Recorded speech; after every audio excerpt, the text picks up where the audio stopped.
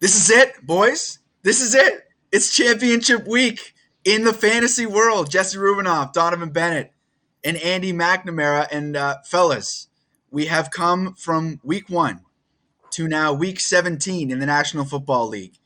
We have seen the fantasy season go through peaks and valleys and peaks again and valleys with the COVID situations and the injuries. But here we sit, and I hope that everybody watching right now is part of a championship week. I know that I have one team in the championship final. Donovan, what say you? Do you have a team alive? Putting you on the spot right here. I have one team in a championship final. It's the team I least care about, but it's still one. I'll take it. Andy, are you in the championship final of one of your leagues? I am. I'm in the championship of one league. It's in one of the Sportsnet radio leagues. So I need to win this to just keep all the, all of our colleagues, just shut them up and keep going. So I'm ready. I guess that is why you tune in to watch Sportsnet Fantasy Playbook Live. We have 3 teams in the finals here on championship week, and we are here to help you answer all of your questions because it has been a whirlwind of a season. It has been so much fun, and there are so many games now. It certainly feels like, I know Kirk Cousins is out this week for the Minnesota Vikings due to COVID. That's obviously a big one. But it finally feels like the rosters are starting to come around. People are getting healthy. Injuries are fewer and far between. At least there's more certainty when it comes to that. So it certainly feels for championship week, finally, we have some semblance of a team that, I guess maybe not that you drafted, but a team that you have been able to put together over the last 17 weeks. Andy, here as we go into week 17. That's it. You try to be as healthy as you can, just like real NFL, right? You just try, you chip away, you stockpile, you see what can be done. Carson Wentz, for example, is going to be in, so that changes Yeah. the whole dynamic over Michael Pittman questions from earlier in the week, for example, where it was going to be Cowboy Sam Ellinger before that, which would have stunk, But Carson's back in, and it's just the main thing, folks, is track everything up until kickoff. And I think just like a couple weeks ago, guys, like we recommended, if you're on the fence on a player, take the player that's going to be in the earlier game because, as we know, COVID can just pop out of nowhere and get you. Deej, so I've been looking at a lot of these games this week, and it seems like we're going to run into a situation here. There's a lot of big spreads. I look at the Patriots minus 16.5 over the Jags, Bucks 13.5 over the Jets, Bills 14.5 over the Falcons. So I think that's something that, and we'll see if you agree with me, that's something that fantasy managers are going to have to pay attention to today because there's a risk of game scripts. And if you're looking at running backs and you get down in the game, that could be positive for them. But if you're a team that's up by 14, 21 late in these games, receivers that you otherwise would have been banking on aren't necessarily going to get that volume that you otherwise would have been expecting. So when you're looking at these games today and a lot of big spreads, how much are you sort of handicapping game script when it comes to today's rosters? I'll say this, you have to take it into consideration because the projections don't, right? And so we mentioned the fact that I've got one team in the postseason. I would have had 2 or 3 in the championship if it wasn't for the game script because Patrick Mahomes getting up early and getting pulled out of a couple games down the stretch. Dak Prescott, the same thing. The projections had me crushing someone until I no longer got any points from my quarterback after the third quarter. So I think you have to realistically take a look and say, what games do I foresee a blowout in? What games do I foresee a lot of running the ball in the second half of the game? And what games do I see where a team is nothing to play for, lame duck coach, they're going to be saying 1, 2, 3 Cancun in the huddle. And, the score could get a little bit crazy. So I think that plays into things like the over-under, like who's going to win against the spread and whether or not those big spreads will be covered. But certainly it has implications in terms of fantasy, no question. I have a feeling today is going to be, in terms of questions, there's going to be a lot of questions about the running backs because we've seen it's been a war of attrition with running backs this year. And I can speak from my personal roster. Like I am deciding between 5 guys that you wouldn't have been able to find on any roster in all of fantasy probably at the beginning of the year.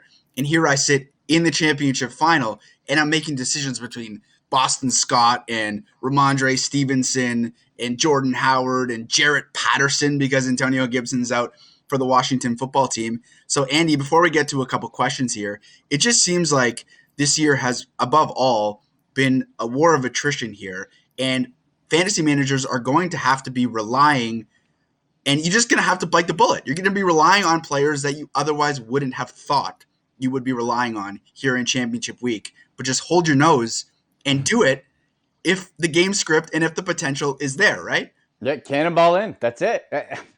Because a lot of the times, guys, what you look at is the best of a bad situation where it's very likely you're going to get single point fantasy production from any of the choices. You get questions all the time. Do I pick from this? It's like, well, you're probably going to not be happy with any of the outcomes of it.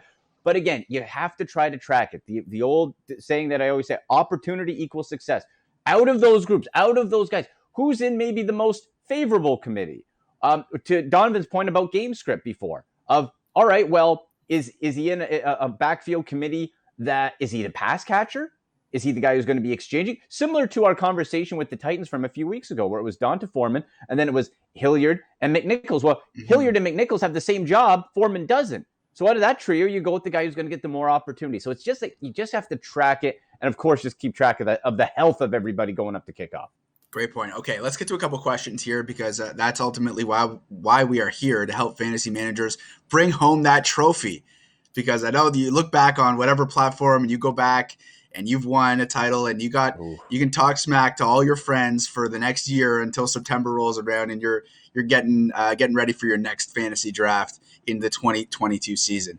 Kirk on YouTube is asking a tight end question to kick things off: Hunter Henry or Kyle Pitts? Andy, I know Kyle Pitts disappointing for a large chunk of this season based on the hype coming out of college, coming out of the draft, but has sort of turned it up a little bit as of late as the Falcons receivers have sort of disappeared a little bit. So are you going Hunter Henry or Kyle Pitts here for Kirk? Yeah. The thing is, if it was against almost any other defense, I would love the Pitts play. I would love it. But you're playing Buffalo. Now, Buffalo's defense from a fantasy perspective over the last month and a bit has actually declined and hasn't been as big of a producer. But the Bills' defense is still pretty formidable. They know who to take away, and Matt Ryan just isn't very good. I still think you gamble on Pitts because of the potential of volume. Hunter Henry needs a touchdown. If Hunter Henry does not get you a touchdown, he's getting you 3 fantasy points. Mm-hmm. So I think in this case, gamble a bit with the guy who should at least have the ball thrown his way more. He might not catch it. It might not get to him, but at least the attempt is going to be there. Yeah, it's funny. You mentioned the touchdown situation because Pitts, I think he has 1 touchdown all year. Yeah. And Hunter Henry is the guy that's touchdown dependent. He has much more than 1 touchdown a year, but it's Pitts who gets the target. So it really is, you're either choosing a guy who's touchdown dependent or you're getting a guy who gets targets and gets volume. So Donovan, are you going Hunter Henry or Kyle Pitts here? Kyle Pitts, no question. When you look at the game script, I expect Buffalo to be up and up big early. So Atlanta is going to throw quite a bit. I think for Atlanta, this is essentially a bowl game. You are trying to work some things out. You're playing for next year. You've had a season that certainly is not great by any means. It took them until week 16 to get their first win at home. But based off of some projections, you've had a slightly better year because you've been blown out by good teams and kept it close with bad teams. And so I think they're seeing Pitts as their future, and they'll be force-feeding him throughout the season and working things for next year. And I'll say this, Pitts has had a down year, certainly in relation to where he was going. Mm-hmm. He was tucked right under the elite tight ends on most people's draft queues. But if you are in a dynasty league, whether it is 4, 5, 6 keepers, I don't know about 3, but if you're in that range, hold on to Pitts. You're not going to find someone that over the next 2, 3, 4, 5 years is appreciably better as a tight end that's available, right? No, whoever has Waller or Kelsey or Kittle in your league is not letting them go. So I would say that let's pump the brakes on Pitts being a bust just yet. I think his best football is still ahead of him. That is a very good point. Dynasty He's like 20 leagues years are old. a thing. Guys, he's like 20 years old. Yeah. The guy could be at the end of his rookie contract and still not even be in his prime. There's way too much talent to give up on him. 100%. And you got to have questions about the quarterback situation in Atlanta. Matt Ryan perhaps showing his age at this point of his career. So you never know who's going to be under center moving forward for Kyle Pitts. Obviously a ton of potential and a great point, DJ, about the dynasty leagues. Patrick Janix on Facebook. First, I would like to say to Donovan, did you get that knife for your boy to get his dump truck set up? So DJ, you take the floor with this one and provide an answer.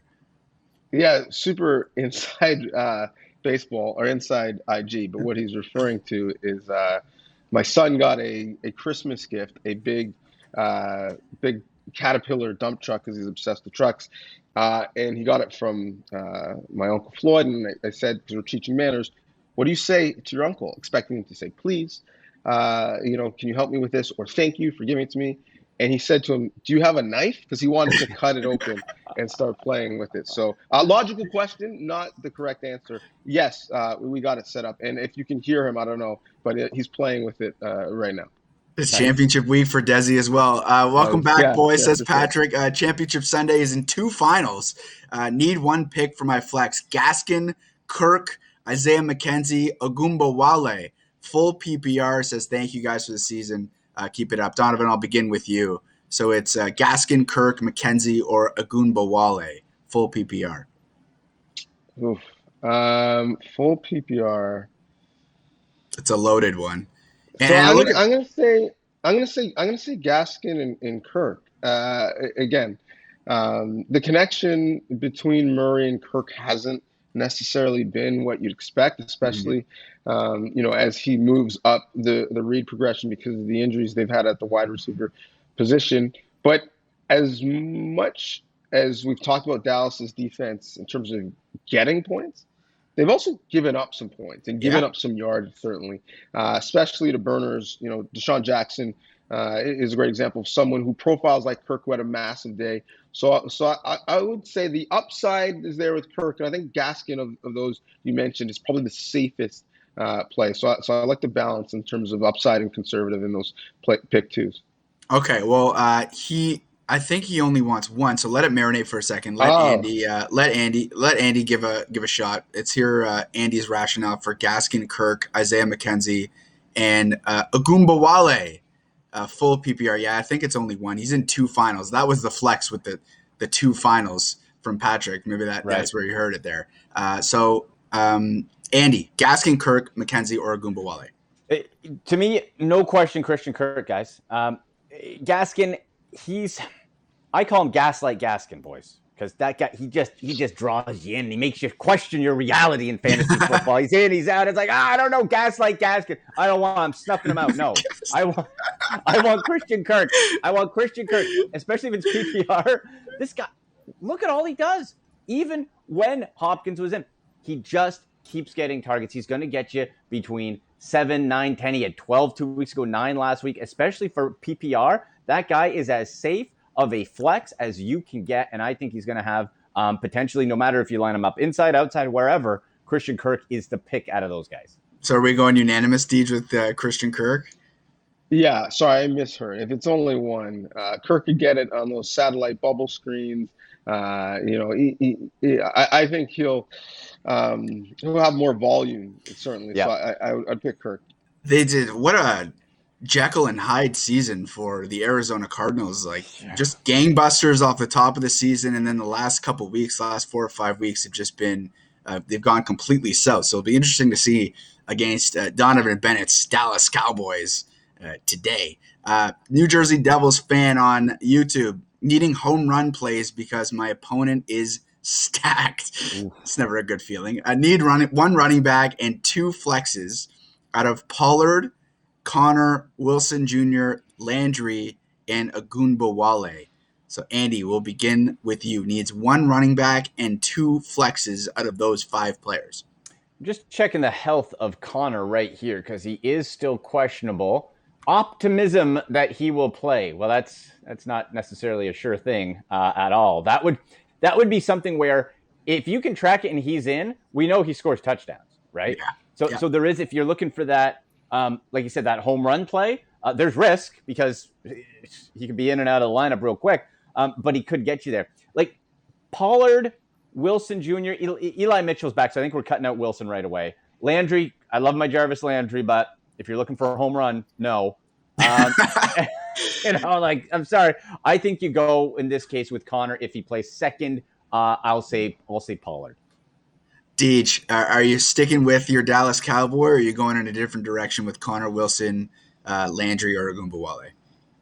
I mean, I love the context because he told us he needs home runs and the opponent stacked. Well, the biggest home run hitter here is Pollard, right? He could take 170 house, and that no matter what happens after that, you've had a relatively good day. So Pollard, no question. There's your one RB. And then the two flexes, because of the upside and because of the volume in the red zone, Connor, assuming he's up, and we're taking risks. So we're saying, assuming he's playing, I like him. Certainly, Chase Edmonds hasn't done enough to let me think that he's going to have the lion's share work in that backfield. And then now it's just between Wilson Jr., who we're not really sure how much he's going to be on the field. So, I'm actually going to take Landry because at least I know he's going to be on the field. He could have, 3 catches. 2 of them might be red zone touchdowns. So the fact that he's going to play a lot of snaps gives him the ability to make some points, even though He is who you think is an upside. I just think Landry's going to be playing more than Ogunbowale is going to be. So I pick Landry as the third. Yeah, it's just so tough with playing time now. You want to be as sure as you can be that they're going to be on the field here in championship week. So another good point there from Donovan. Jeff on Facebook, with Kirk Cousins out dealing with COVID, Jefferson or Jamar Chase, it's a full PPR.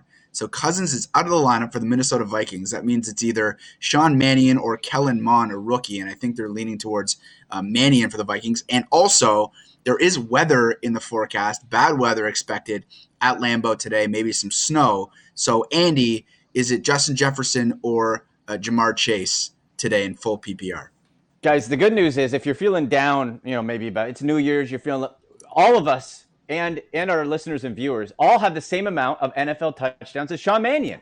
All of us, which is zero touchdowns. You combine bad weather and if you have Justin Jefferson, you're going to have to put him in because you don't have a better option.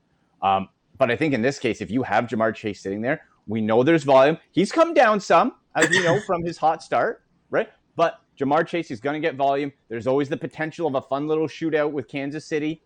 So I think you go Jamar Chase here. Yeah, that game, I believe, is the second highest total on the board, the Bengals and the Kansas City Chiefs. And Joe Burrow coming off a 500-plus yard day against the decimated, depleted Baltimore Ravens secondary. So, Donovan, Justin Jefferson with, it looks like, Sean Mannion throwing the ball to him, or Jamar Chase, who, as Andy alluded to, has come down a little bit, but sort of finding a middle ground now the last couple of weeks as T. Higgins has sort of emerged in the Bengals offense. But who are you going with here? Jamar Chase.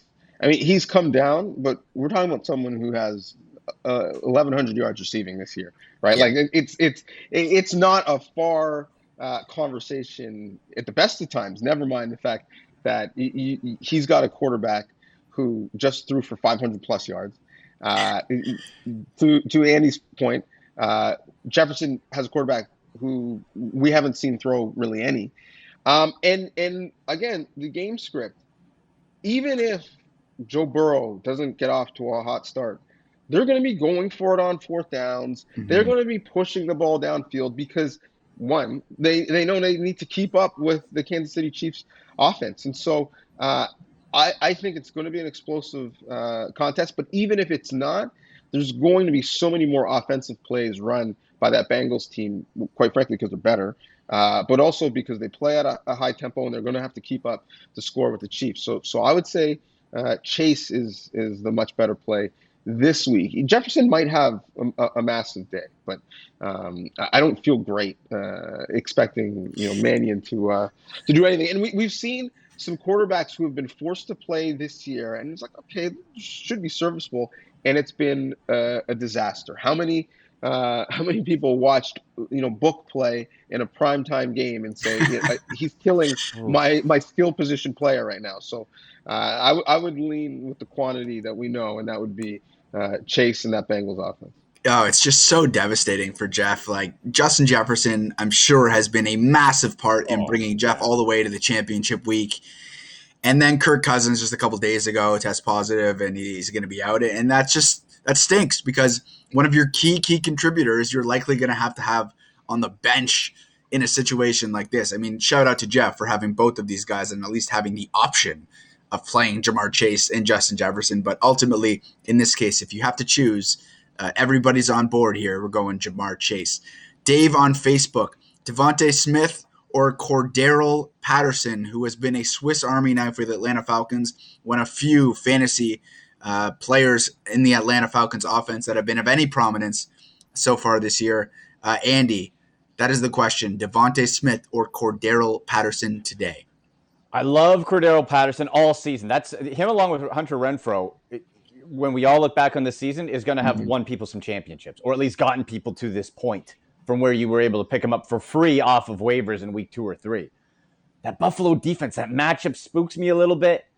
He had a down week last week. I'm still going to say Patterson. Devonta Smith, he's had, and I think his future is very bright, but he's had really a roller coaster season. Common for a rookie, right? But he'll have big game, small, like single digits or high teens. Like it's a little too in flux, especially with the Eagles seem to be like doubling down on the run. And you have Howard who should play and Boston Scott. So I'll say Patterson here, although I don't like the matchup against Buffalo. Yeah, it just seems like Jalen Hurts has been he throws to his receivers, but it isn't as plentiful as a lot of people were expecting. And especially in the red zone, Jalen Hurts is the one who oftentimes is taking it in the end zone, and that sort of brings down the ceiling for the Philadelphia Eagles pass catchers. It is a fact. So Donovan, Devontae Smith or Cordero Patterson, who, as Andy alluded to, Cordero probably someone who has brought a lot of fantasy managers along for the ride this season to championship week. I'm going to say Devontae Smith. And listen, I know he's been a little bit down. I think that's more so, some less than stellar luck in terms of TDs, his 5 TDs this year. But he's going to finish this year with 1,000 yards receiving. I get it.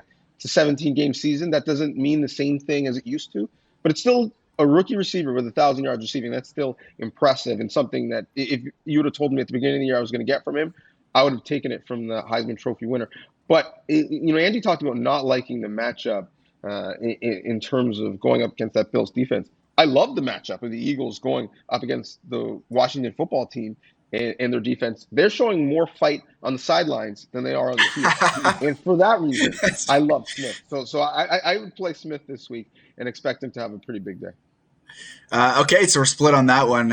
Andy goes with Cordero Patterson and Donovan goes with Devontae Smith. Caleb on YouTube is asking, who should I start at flex? Michael Carter out of the Jets backfield or Darrell Williams in Kansas City, because Clyde Edwards-Helaire is out today. And we have seen, Donovan, Darrell Williams has really put up some numbers in Clyde Edwards-Helaire's absence, especially catching the ball in what has been a different Kansas City Chiefs offense this year. In years past, it's been down the field to Kelsey and Tyreek Hill. And a lot of times it's been shorter passes this year for the Kansas City Chiefs. And Darrell Williams has been one of the beneficiaries of that. So are you going Michael Carter or Darrell Williams today? Darrell Williams. And I think, on this unbeaten stretch that the Chiefs have had, I think other than the defense obviously playing appreciably better, they made a concerted effort to run the football, specifically on early down. And so you've got Darrell Williams, who's going to start the game as a back. He's shown the ability to catch the ball in the backfield so much that they haven't really used McKinnon on third downs as much as you've seen. And then the other, support back they have in Gore, he's somewhat like for like Williams. So we're only really seeing him when they're both up in spot duty at the end of games when they're just running out the clock. So I actually love the play of Williams this week in this matchup. Andy, same question to you, Michael Carter or Darrell Williams? I love what Michael Carter has become. That Tampa Bay, again, we talked about Patterson versus the Bills. Well, Carter versus Tampa Bay. Now, with Jamison Crowder doubtful and there just not being a whole lot of options, I think in a PPR set, Carter could still have himself a good day as a more of a pass catcher potentially and just general touches. But that being said, between the two, like I don't, in a broad sense, I don't hate playing Carter today, but out of the two, Darrell Williams has got to be the choice. Yeah, it is worth pointing out that Tevin Coleman is out with COVID as well for the New York Jets. However, Darrell Williams has really shown out when Clyde Edwards-Helaire has been out of the lineup. So we're all in agreement here. I think you roll with Darrell Williams in a Kansas City Chiefs offense that has seemingly turned the corner here. George on Facebook, Michael Pittman or Jalen Waddle says, thanks for your help this year. George, thanks very much for all your contributions over the course of the season. So this one's a very interesting question here. Jalen Waddle, a rookie, has been anything but a rookie this year, Andy, showing that chemistry with Tua Tagovailoa. But Michael Pittman, also a wide receiver one for the Indianapolis Colts. So who are you going with in this spicy question from George?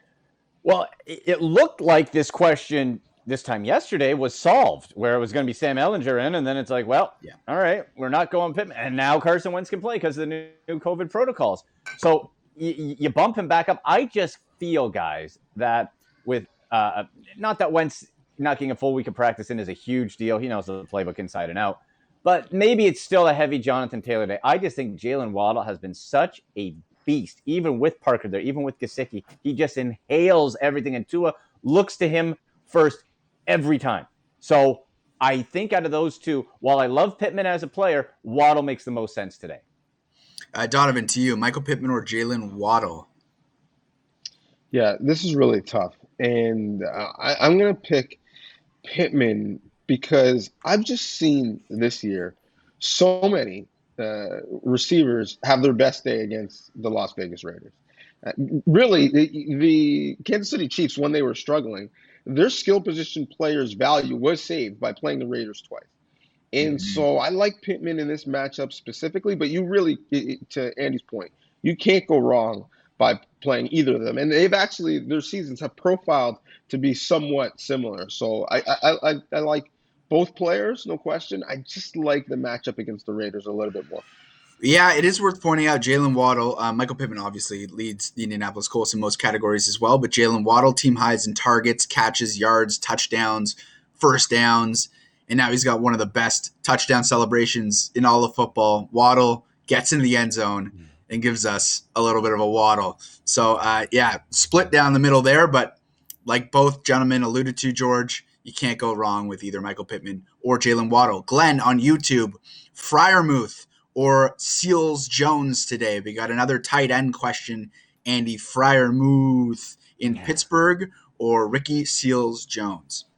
Well, I think at the end of the Monday nighter, Fryermuth is going to have to use one of those yellow terrible towels to dab the tears again of Ben Roethlisberger at the end of his career as the Browns wipe him up. However, out of the two, you got to go with Fryermuth. Like Ricky Seals Jones, he has the athleticism, he has all the ability, but in Washington, guys, they're talking about swapping in and out Taylor Heineke Ugh. and Kyle Allen in game. That's gross. They're both bad. And that helps nobody. It helps nobody. And Ricky Seals Jones is getting what he got one target last week.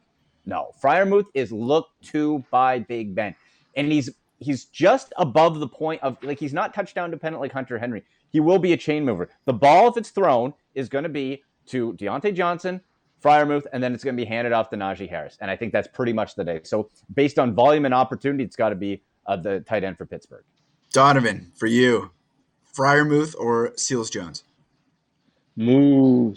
Move. I thought Andy was going to say he's going to need a foam roller because he's going to be tired running so many routes. Because Big Ben's last game, most likely, at Heinz Field, they shouldn't, but they're going to be chucking it all over the field. I would take the over on 35 attempts for Big Ben. And so I think he's going to be out in pass sets early and often. So I like Fryermuth because of what I expect that game to look like. We go from the Pittsburgh Steelers to another team that is in the same division, the Baltimore Ravens. Now, I've just got the notification. Lamar Jackson officially inactive today for the Baltimore Ravens. That means Tyler Huntley will be playing. I know Hollywood Brown still a game time decision today. I believe it's a non-COVID illness for Hollywood Brown. But Andy, what does this do for the Baltimore Ravens? We've seen an amazing chemistry, quite frankly, between Tyler Huntley and Mark Andrews. But now with Lamar Jackson, we know out of the lineup, what does it do to the Ravens offense fantasy-wise? Well, for me, guys, number one, it means when we're done with the show, I got to swap out Huntley for Matt Stafford in my championship lineup. I'm going Huntley with those legs, the speed. Yeah, he funnels it to Mark Andrews. Like, what a connection. And that's always the unknown when you have a new quarterback or a backup quarterback come in. He's played really, a game and a half. And so it's like, okay, well, who does he focus to? And it's Mark Andrews, or he's running. And that's it. So I think for sure what this means is Huntley is definitely playable. I know the matchup is difficult against the Rams, but Huntley is playable because it doesn't have to be a good real-life day. He could still run, get yards, and whatever, and then just push the ball to Huntley. In DFS, too, like for DraftKings, I think a stack of Huntley and Andrews makes a lot of sense as well. Yeah, Donovan, Huntley has completed 27 of 32 targets to Mark Andrews, which is just a ridiculous completion percentage on targets. So we know that Tyler Huntley is now going to be under center for the Baltimore Ravens. What does it do to that offense? Gives me more confidence, quite frankly. Odd enough to say because Lamar Jackson is an MVP. But Lamar Jackson has been up, and more recently he's been quite down. He's hurt. He hasn't really practiced. Huntley has played well in spots and against some good defenses. And listen, at this point, if you're playing a Raven that's not Andrews, you're playing them out of desperation, right? You're playing them because you have no other options. And I would actually put Hollywood Brown in that category. someone who has also been quite up and quite down and has been hurt of late and hasn't been able to practice. So I guess if you're playing a Raven, feel a little bit more confident about it. But ultimately, Andrews is the only Raven I'm really interested in playing in at this point, anyways. 100%. Andrews has just been amazing and really has come as advertised when it comes to that upper echelon of tight ends. There's only a few of them, and Mark Andrews has definitely been right in the middle of that. Black Canvas on YouTube. Defense biggest boom for Week 17. The Tampa Bay Buccaneers against the New York Jets. The Chicago Bears against the New York Football Giants and Mike Glennon, or the New Orleans Saints, who are playing the Carolina Panthers, and Sam Darnold, who will be getting the start today in Carolina. So, Andy, looking for the biggest boom for Week 17 of those three defenses. I think immediately we get focused on the Jets, and they're terrible. Don't get me wrong. But I'm going with the Bears versus the Giants. Because, yeah, if it's whether it's Jake Fromm or Mike Glennon in at quarterback, they're both terrible. Mm-hmm. Just it's awful. Plus, look at the wide receivers. They're all gone. They're all injured. They're on IR or they're out. There's no Tony. There's no Slayton. There's no Shepard. You got Saquon Barkley and some committee with Booker. Like, it just seems like the Bears could, despite the injuries that they've had to overcome on defense, I just think they can tee up and go and try to make an example and finish strong there. I think you go Chicago. Donovan, same to you. Looking for the biggest boom of those three defenses. Well, the best defense of those three is the New Orleans Saints. And so I'm playing them. I might consider Tampa, although they haven't played well, specifically their secondary of late. But the Jets are going to give you a couple. Like that we know, right? They're going to spot you a couple turnovers in some form or fashion. So if you're looking for a huge boom potential, supposedly fading the Jets offense might be the play. But the best defense by far of those three is the New Orleans Saints. Yeah, New Orleans has been just really, really tough, especially against the run this season. And it looks like offensively, Taysom Hill is going to be under center. Who knows what that means for how much time they have with the ball. He has been prone to throwing interceptions as of late. Gary on Facebook. Okay, Gary showed up and flexed on him, okay? He's in 3 leagues and 3 championship games. Jeez, hold on. 3 championship games. Can we ask you for advice? Yeah, Gary. What's up? Gary. Got to get Gary on the payroll here. So let's help Gary out. I don't know why he's coming here for our takes on this, but he's asking Chase Edmonds or Jamar Chase, a battle of the chases today as Gary chases a championship title in 3 leagues. So Donovan, Chase Edmonds or Jamar Chase? Well, as my son watches Paw Patrol upstairs, Chase is on the case because I'm saying Jamar Chase. It's a flex, so theoretically you're looking for a little bit of boom potential, and I think there's a much better shot that you could get it from Jamar Chase. Chase Edmonds gave you a single-digit fantasy performance, and it's single as in like 1. And depending on how it was scored, for some people it was like 0.3. So he could get you in the double digits, but he could not. Jamar Chase certainly, and I'm not sure if your league is PPR, but either way, he's certainly going to get you in the double digits. So throw him in your flex and feel good about it. And good luck to all 3 of your fantasy teams. Ridiculous. Well done, my friend. We're going to need an update in some way, shape, or form, Gary. So you're going to have to hit us up and tell us if you went 3-0, 0-3, 1-2, you know what I mean. Andy, Chase Edmonds or Jamar Chase today? Yeah, well, guys, I think the answer is Gary's in 3 leagues and 3 championships because he listens to our show, the Fantasy Playbook. That's right. Very nice. Way to flip it around. Right? That's why, Gary, you're welcome, number 1. And 2, you go with Jamar Chase. That's who you go with because, yeah, like Donovan said, whether Edmonds plays in some sort of timeshare or not, Jamar Chase is the guy there. He just he gets the ball, and they throw it so much in Cincinnati. There's enough bread for everybody to eat there. Gary, good luck to you. Let us know. Reach out on Twitter or Facebook or wherever you want to reach out to and let us know how you did today. But stack those rings, young fella. Justin on Facebook. Rashad Penny or James Conner if he suits up. Justin says he's leaning towards Penny regardless. He's just so brittle. Which, Donovan, to that I say he is tougher than me, But by NFL standards, he certainly does spend a lot of time injured, so perhaps brittle by football standards. So are you going Rashad Penny or James Conner today? Listen, at this time of year, all running backs are banged up. The other person in this conversation, James Conner, is dealing with his own set of ailments. I just love the fact that James Conner has been so good throughout the balance of the year in the red zone. Penny has come on strong of late, but I like the larger sample that Conner has given me, so I'm playing him against my Cowboys. Andy, Rashad Penny or James Conner today? Well, to Justin's point, Penny's brittle, but right now he's healthy as you can be. No injury designation. So I'll take more of the sure thing from the health standpoint, where Conner is going to test it out. He's going to see. Is he going to be? We don't know. And Cliff Kingsbury can be weird. Remember last year, guys? Don't forget. Remember that deal? Oh, that sticks with you. That Hopkins, one play, they played him, one play. And, you can see that happening again, something like that. I'll go with the healthy Penny for now because he's the healthier guy at this point. And this is a one and done. Season's over after this. So I'll go with the healthier Penny. Okay, not Dallas on YouTube.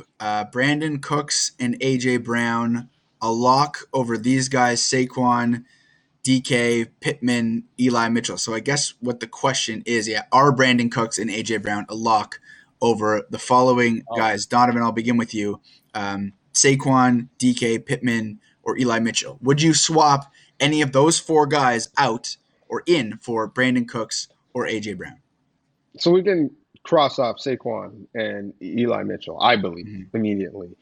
We could also say A.J. Brown is a lock versus almost everyone, maybe Devontae Adams at this point. Cooks and Pittman, I think, is where the real question is. And I would lean Pittman. I think he has much better, boom potential this week. So I would swap actually Pittman in for Cooks and keep A.J. Brown exactly where he is. Andy, this is a good question. Brandon Cooks, A.J. Brown, would you swap in, like Donovan is suggesting, Pittman for Cooks or someone other of that cohort, Saquon, DK, or Eli Mitchell? So I'm gonna cross off right away Saquon and DK. The two in there, A.J. Brown, we know he's back. He's been practicing, looks good again, the second game back. Do I like the matchup, though? And then you have Brandon Cooks there throwing the ball a lot, and he's really the only option. So if I'm looking at it, boy, Eli Mitchell, the fact that he's going to play and that when he is in there is a beast, I think I'm going to swap Eli Mitchell for Brandon Cooks.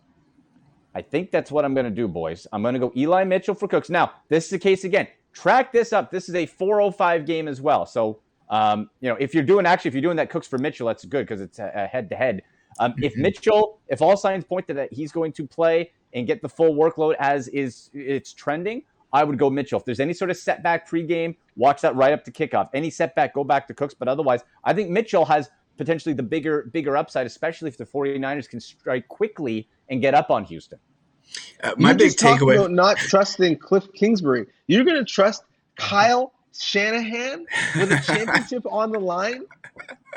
It's true. He hates your fantasy team too. He does. But we've seen when Eli Mitchell, guys, when he's in there at all, that guy goes. Like it's sort of like it's almost like Shanahan can't help himself with that. I get it. Yeah, the hesitation with the Shanahan. Yes. Same with Sean Payton. But boy, I just think with Mitchell, if he's in there and healthy, that guy's just been a terror in the backfield. So that's where I would go if he's healthy. Otherwise, Brandon Cooks is a nice play too, but I'm going to say Mitchell. Two takeaways for me from this question. First of all, how the mighty have fallen, Saquon Barkley and DK Metcalf, getting the instant brush to the side from both of you. And Saquon, perennially a first-round pick, and DK has been one of the top receivers in the league. But now it's like, I give these four options to you guys, and it's like Saquon, DK, see you later. Isn't that crazy? Oh, I'm guessing, looking at these players, I'm guessing those were his first two picks. Probably. I'm guessing Saquon in the first round. Like maybe he took A.J. Brown in the second round, but I'm assuming he took DK in the second round. Yeah, that's my first observation. The second one is Brandon Cooks being a viable play here, I think speaks to Davis Mills being a capable, probably backup moving forward in the National Football League, but someone who I think we, as football fans, discounted his performance over the last little while, but has really cleaned things up and sort of improved on a game-by-game basis to the point here where there are certain Texans that you can look at and say, Davis Mills isn't that bad of an option. He'll Therefore, throw it. Brandon Cooks is a very viable option today here in Championship Week. Albert on Facebook says he's out of the playoffs. Don't worry, Albert. Mm-hmm. Many people are. Rocking some DraftKings today. Renfro at 6,500 or Tyler Lockett at 6,400. I can answer this question for Andy before we even get going because I know Hunter Renfro is his favorite player. My guy. Fantasy-wise, maybe even just real life-wise in the National Football League. So, Andy, I'm assuming you're going with Hunter Renfro there? Yes. Renfro and Patterson are my answers if they're ever in a question pretty much this year, guys. Yes. TJ, are you going Renfro as well? I am going Renfro as well. Just $100 difference between the two. Renfro the much better play. And just to circle back before we talked about, I think I mentioned Marquise Brown maybe not being healthy and playing. He is active today, so he will play.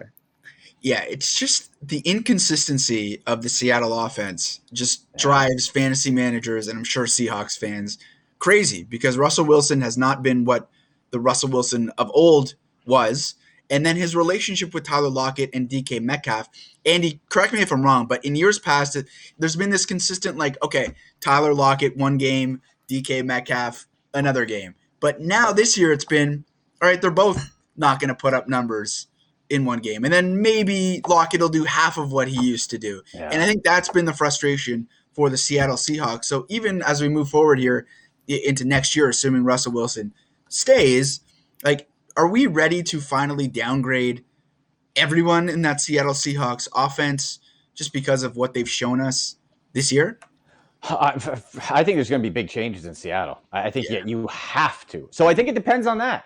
Does Pete Carroll go? I would think you would look to replace the 70-something head coach to Russell Wilson, who, when healthy, he can still be a franchise quarterback.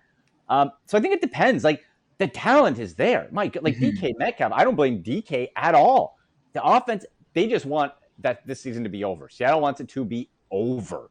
So, yeah, I think it's a wait and see. There's certainly a potential, but I believe if they get the right coach in and right system and they feel rejuvenated, people could probably get DK Metcalf maybe at a discount next year because of this bad season that he's had. Yeah, it's an important point because, Donovan, you look at what Russell Wilson has played like or how he's played over the last couple of weeks, and maybe you wonder how much is that finger injury still weighing on him a little bit, and if they can all come back next year, is there the potential for DK to have a bounce back year? And maybe you're looking at getting him at some value in next year's draft, or if you're in a dynasty league, you hold on to him because he still has that raw talent, as Andy suggests. This year, the zero RB strategy really started to pick up some steam, and for good reason. Look at some of the top running backs and how they ended up finishing. But one of the reasons why I think there's still some questions about it is the question that you're posing, because you're going to be able to get Metcalf and or Lockett next year in the 4th, 5th, 6th round, and they could have bounce back years. And I think Russell Wilson, you're going to be able to get in the middle of drafts when he was an earlier player, when he was in the MVP conversation. And he'll probably be playing for the New Orleans Saints or the Denver Broncos. He probably won't be playing for the Seattle Seahawks and throwing to those guys. But I do think that there's going to be some bounce back potential from them, given a new lease on life, because there are sweeping changes coming in Seattle. Yeah, it's just been a hair pull your hair out type of situation for the Seattle Seahawks because perennially they come into the season with so much talent. And this year it certainly seems like they've just never been able to figure it out properly. Okay, Chris on Facebook, Hollywood Brown, who is still a game time call, A.J. Dillon or Brandon Cooks, PPR. Donovan, I'll begin with you. Hollywood Brown, A.J. Dillon or Brandon Cooks? So if we're choosing one, I'm choosing Cooks. It's still a bit of a timeshare in Green Bay in terms of that backfield. And Brown has been up and down, even though he's expected to play. So I'm actually going to choose Cooks. Cooks for Donovan. Same question goes for you, Andy. Marquise Brown, AJ Dillon, or Brandon Cooks? I think it's an easy one, guys, because who's the first option out of these three in the offense? It's Brandon Cooks. Marquise Brown, you go through Mark Andrews first, and then Huntley running, and then maybe Marquise Brown. AJ Dillon's a backup, who's a very capable backup, and you can still use as a flex. But Brandon Cooks is going to get the ball. That is the first look for Davis Mills. He's going to heave him the ball a lot. You go Cooks, no question. Unanimous from the Fantasy Playbook live crew. It is Brandon Cooks for Chris. John Paul on YouTube. Morning, gents. Morning, John. Need to Zeke, Najee Harris, or Sony Michel. And I got to say, fellas, Sony Michel has all the makings of a league winner. He has brought you to this championship week for sure.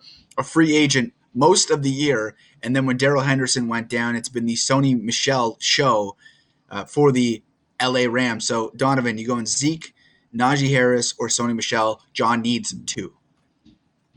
You know who leads the NFL in rushing yards over the month of December? I mean, led, I should say, past tense because the month is over. Sony Michel. Like, he has been that good down the stretch. So I'm immediately playing him. And the question is Zeke or Harris. Harris is the best player of these three, point blank. But that Pittsburgh offense hasn't been great. Dallas's offense looks like it's back. If it was actually my team, I think I would trust Harris more just because he is Pittsburgh's, I guess, third best receiver and obviously their best running back. Where that's not the case in Dallas. There's so many great options for Zeke, and I don't think Zeke is their best running back. Never mind, they're third or fourth or fifth best receiver. But I just have no faith in that Steelers offense. So certainly play Michel. I would reluctantly play Zeke, and that could look stupid because Harris could have a monster day. But that he has struggled the last couple weeks in that offense, and that offensive line is a tire fire. So Harris and Michel Zeke and Michel reluctantly on Zeke. Yeah, Zeke just all year long has had difficulty from a yardage standpoint, Andy, but in recent weeks he's at least been able to get into the end zone, which has certainly helped his fantasy situation. So are you going two, or you need two here, Zeke, Najee Harris, or Sony Michel? I was just looking at the health of the or the situation in the Rams backfield, and Cam Akers is officially ruled out. There was talk that he might be sprinkled in a little bit from that Achilles, test the waters. Legend. That wouldn't have phased me too much either way. But now that he's officially out, I'm even more confident with the Sony Michel pick. And I think Zeke as well. Yeah, like Najee Harris in the Browns defense, Monday Night Browns run defense has been really good. And I also believe it's going to be a case where they're going to want to try to show off Big Ben one last time in front of that home crowd. So maybe, right or wrong, they look to throw it a little bit more. So I think you go Zeke and you go Michel. Yeah, it seems like Najee Harris for sure. His fantasy stock next year, you're probably looking at a first-round pick, if not a top 5 pick, just based on volume alone, depending on who the quarterback is going to be for the Pittsburgh Steelers, because all signs are pointing to Ben Roethlisberger, this being the final season for him. Jeff on Facebook, leaning towards Aaron Rodgers over Patrick Mahomes, embarrassment of riches there.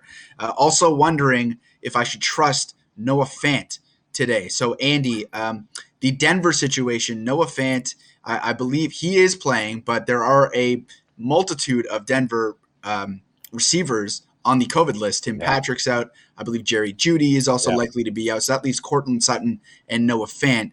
So are you trusting Noah Fant? And then who are you going with, Aaron Rodgers or Patrick Mahomes? I haven't been a Noah Fant fan since he's been drafted. I feel he's been overrated and overhyped real life and fantasy-wise his whole career. So I'm not interested, especially with the quarterback situation there. Now, that being said, we don't know who the other options are. If it's Noah Fant or one of the Tennessee tight ends, then okay, go with Noah Fant. So it really depends if you have another option.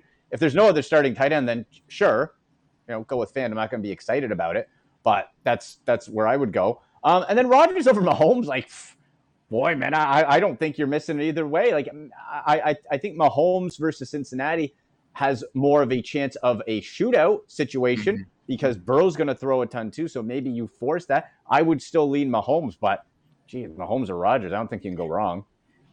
Yeah, there's a situation brewing in Green Bay. I alluded to it earlier, which is with the weather, potentially some snow in the forecast at Lambeau.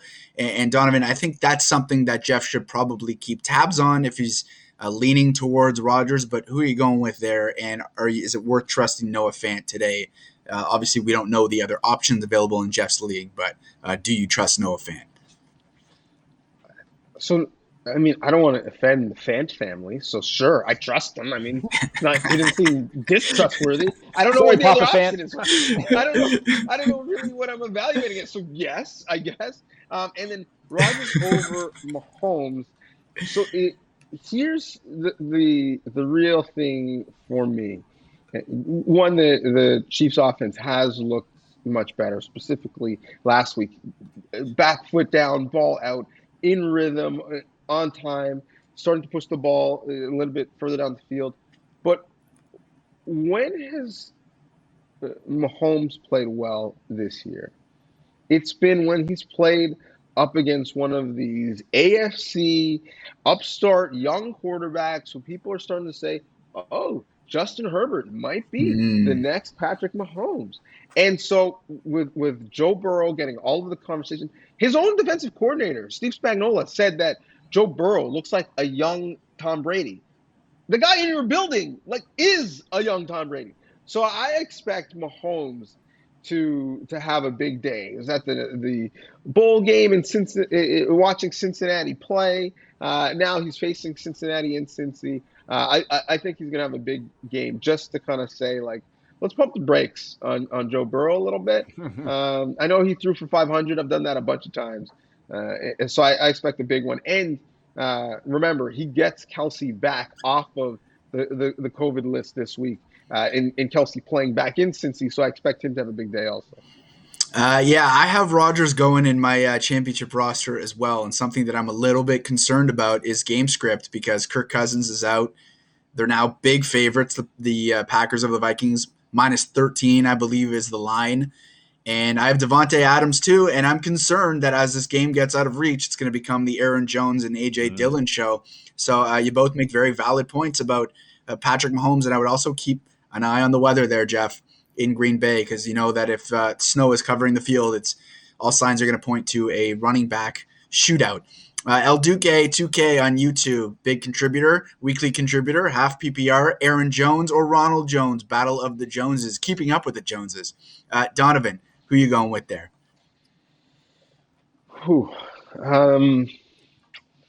Because of the game script that you mentioned, I'm actually going to go with Aaron Jones. Ronald Jones has played better of late, but it's almost like they play him reluctantly, against their will in Tampa Bay. Everyone prefers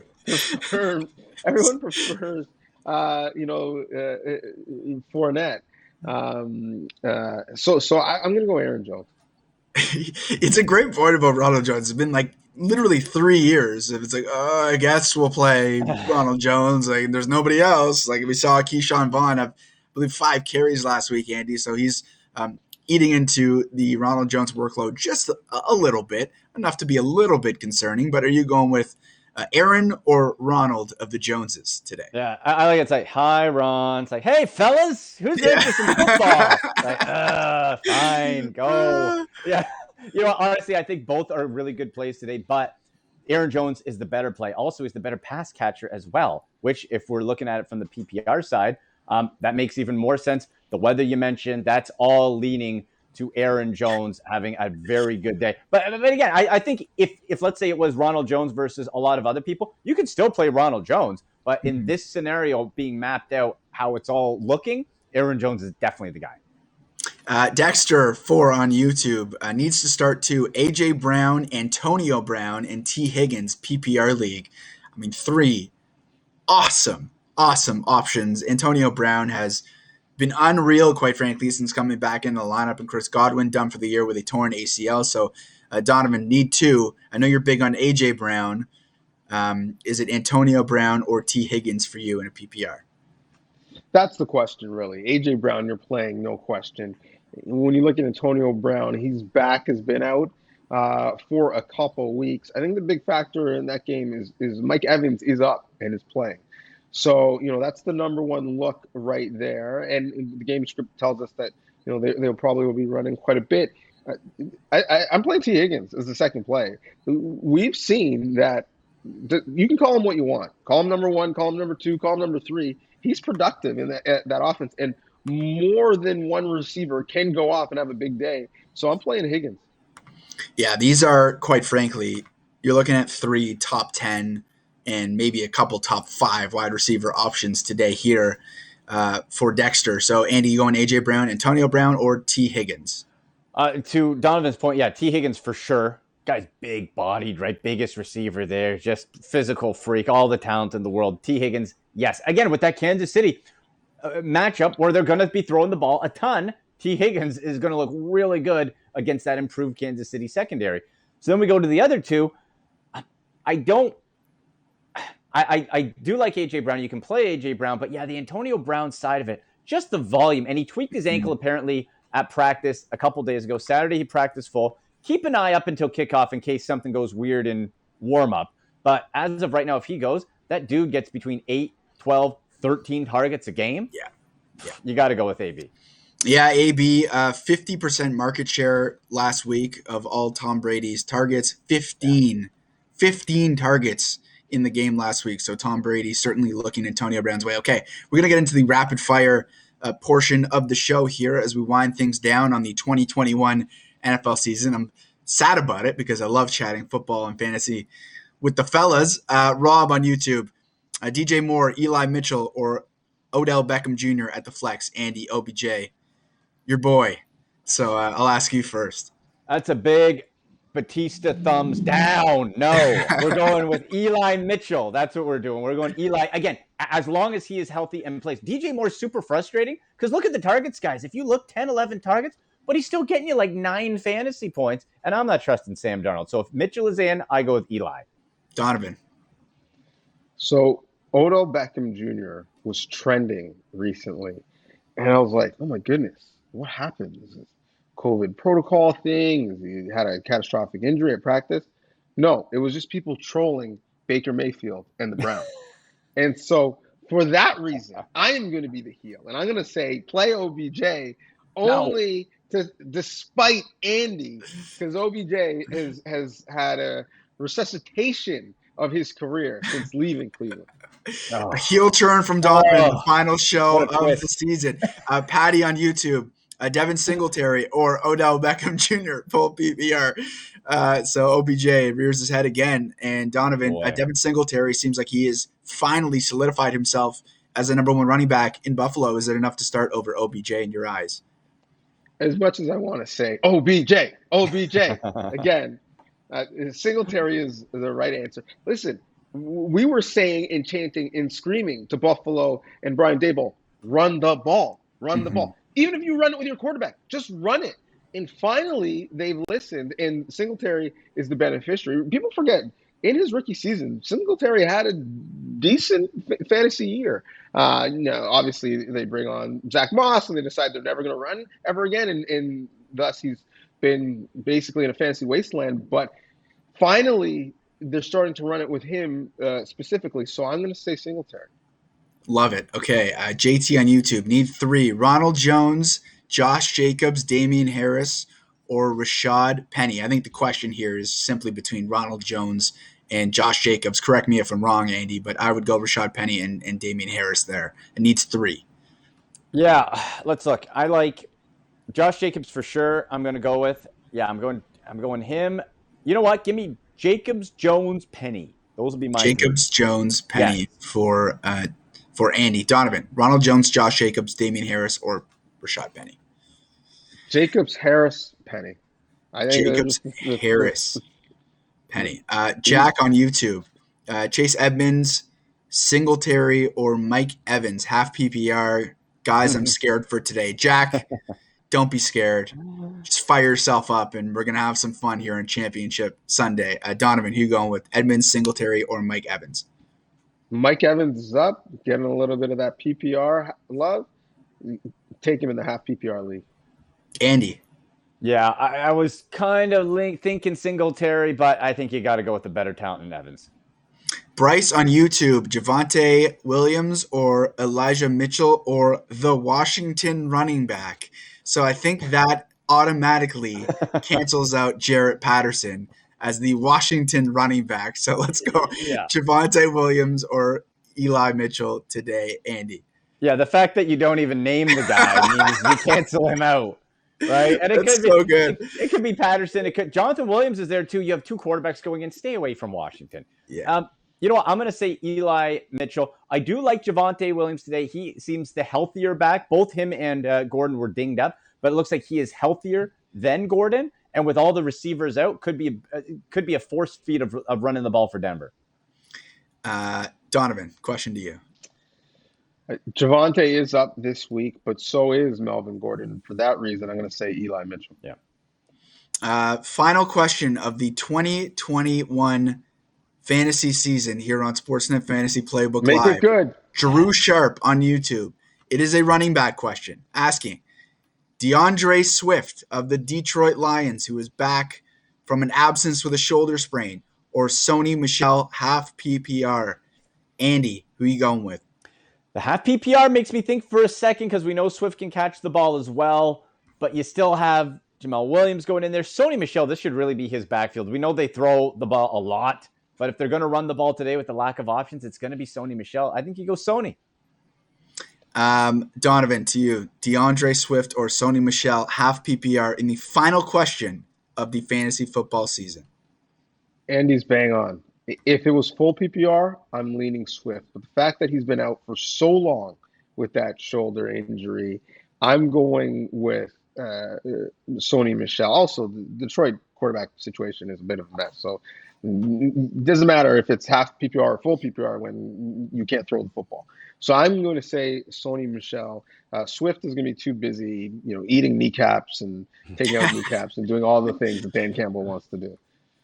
Boys, that does it here on Sportsnet Fantasy Playbook Live after 17 weeks of fantasy questions. As we say goodbye to the viewers, I want to give each of you an opportunity to tell the viewers where they can find you, where they can find some of your work, because although we enjoy coming here every Sunday, it is just a portion of what we all do for our careers with Sportsnet. So Donovan, I'll begin with you. Where can viewers find you, and where can they find your work?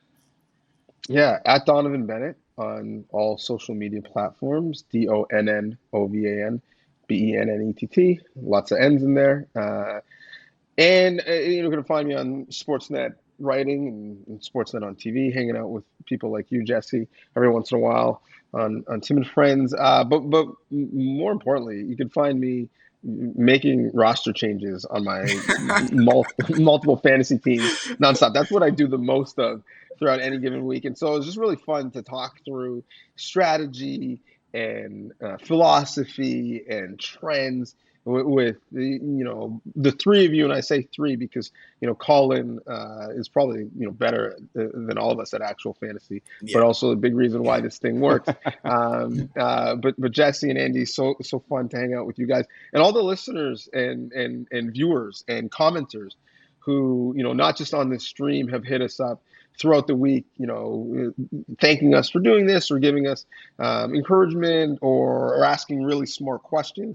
It's been a difficult year on many aspects, and sadly, fantasy football was a reminder of how difficult it's been to get through COVID. But we do it because it's a little bit of escape from some of the sad realities in life, and it's been real fun to escape with all of you. So thank you for making this a thing, because we had no idea we would get the response that we did, but it was really cool to do every Sunday morning. Very well said. Andy, I'll give the floor to you for a handoff. Anything you'd like to say to the viewers as we wind down here on the show? Yeah, like Donovan said, the show's about you guys and helping, and we could do this show for 3 hours, legit. Like, there's questions that keep coming in, so we love the interaction. We love hearing from you. And you can get me on Twitter at AndyMC81. Use hashtag AskAndy for your fantasy questions. Instagram as well at AndyMCSports. Writing articles too, sportsnet.ca. Fantasy show every Sunday morning across Sportsnet Radio, so we got that going. and would love interacting with each and every one of you. And also, guys, if you want to check out some really cool new sports NFTs, I'm working on a project, ultimatesportsnfts.com. Check that out. Some really cool stuff there, working with some Hall of Famers in the NFL. But love working with all of you guys, with Colin, Jesse, Donovan, and everybody there. So, and you know what, guys, as well, you're welcome for all the free advice. You're welcome. Very good. Very good. Yes. So first of all, thank you to both of you. It's a pleasure and a privilege here on Sunday morning as we go into the afternoons here to talk fantasy football with you every Sunday. And Colin, you can't see you, the viewers can't see you, but you are the straw that stirs the drink here every Sunday. So thank you very much for all your hard work behind the scenes. Set your calendars for September or August, I guess, of 2022, because that is when we will be back. You can find me on Tim and Friends Monday through Friday on your television, on Sportsnet Now, wherever you want to find it. You heard where you can find Donovan. You heard where you can find Andy. So thanks to the both of you. Thanks to the viewers for all the questions. As they both said, a lot of smart interaction. It was a pleasure helping you guys out over the course of the fantasy football season. So for Donovan Bennett, Andy McNamara, Colin, our producer, I'm Jesse Rubinoff one last time signing off from the Sportsnet Fantasy Playbook Live. We will see you next season.